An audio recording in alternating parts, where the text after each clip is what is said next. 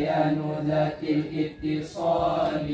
الله ما أوجب تلازم الجزئين وذات الانفصال دون معين، ما أوجب تنافرا بينهما أقسامها ثلاثة فلتعلما. الله منيع جمع أو خلو أو هما، وهو الحقيقي الأخص فاعلما. تناقض خلف القضيتين في كيف وصدق واحد أمر خفي. الله فإن تكن شخصية أو مملا فنقضها بالكيف أن تبدلا، وإن تكن محصورة بالسور فانقض بضد سورها المذكور.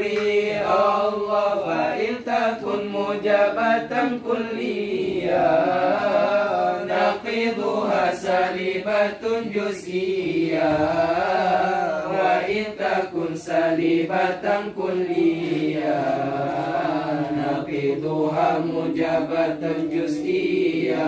الله العز قلب جزئي القضية مع بقاء الصدق والكيفية، والكم إلا الموجب الكلية فعضها الموجبة الجزئية.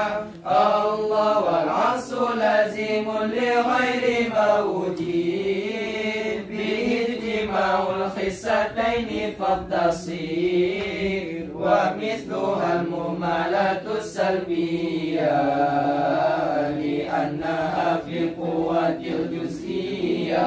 الله والعصر في مرتب بالطبع وليس في مرتب بالوضع، إن القياس من قضايا صورا مستلزما بذات قولا آخر.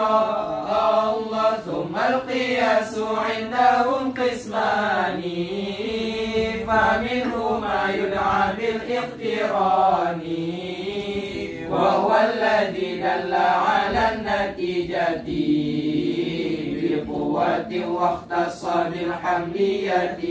الله فإن تريد تركيبه فركبا مقدمته على ما وجبا، ورتب المقدمة وانظرا صحيحها من فاسد مختبرا. الله فإن لازم المقدمات بحسب المقدمة آتي، وما من المقدمة صغرى فيجب برجوها في الكبرى. الله وذات حد أصغر سورهما وذات حد أكبر كبرهما،